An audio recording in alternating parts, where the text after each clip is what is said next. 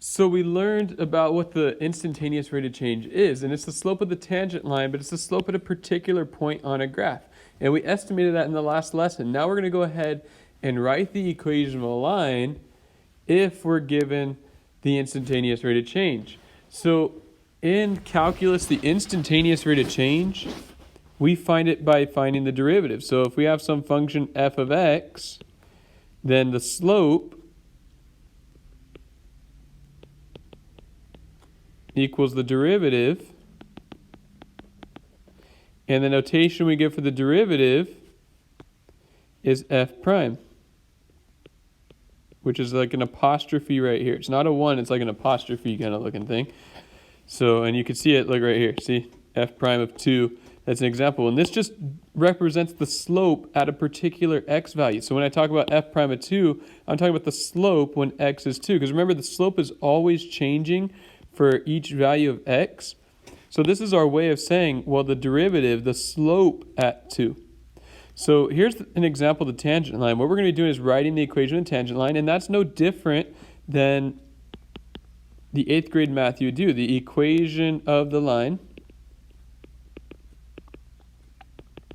something you're going to need for this lesson,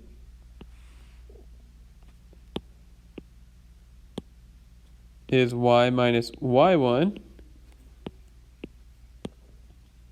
equals m times x minus x1.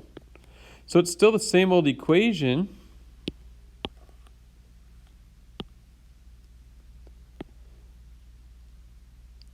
just m. Let me give myself some space here.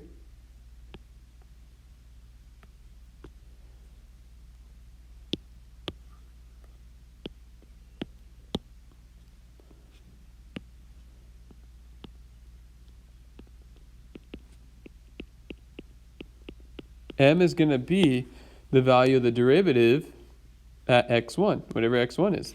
That's the slope. That's that instantaneous rate of change, which we're going to figure out how to find that value in one of the next lessons.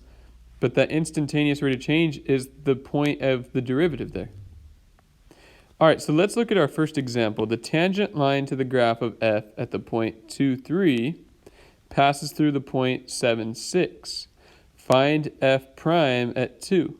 So you can kind of picture this idea. I know these points are different, but they're giving you the point of the tangent where it's intersecting. Let me draw that in purple. It's right there.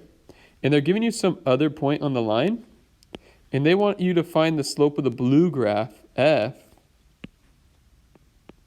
They want you to find that slope of f, and they're giving you 2 points of the tangent line. Well, the slope of this tangent line will be the same as the slope at that point there.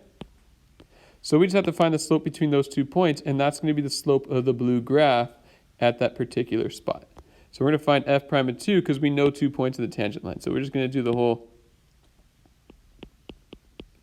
y2 minus y1 over x2 minus x1.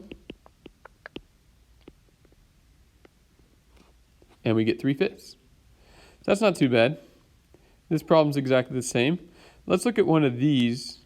This time they want us to write the equation of the tangent line. What is the equation of the tangent line? Anytime in math you see equation of the line, you should just write out that good old point slope form you learned a while back in integrated 1 or 8th grade math, whenever it was. And so x1, y1 is given by the function notation. I could rewrite this as an ordered pair. The input is 5, that's the x value, and the output is 2, that's the y value. So x1 is 5 and y1 is 2. So I'm going to substitute that in. Y minus 2 equals m times x minus 5. Now what is m? M is the derivative at that point. So the derivative when x is 5 is negative 6. In other words, the slope when x is 5, the slope of h when x is 5 is negative 6. So it's kind of nice how that notation comes together. And we can see that answer being right here for B.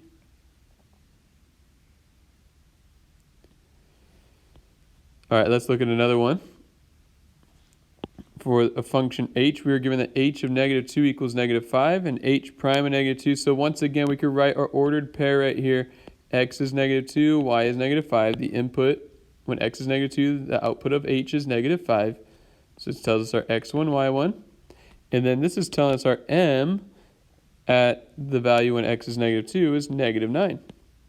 So then y minus y1, so y minus -5 equals -9 times x minus x1. So y plus 5 equals -9 times x plus 2. And then we're just going to find that value. There it is. And that's it.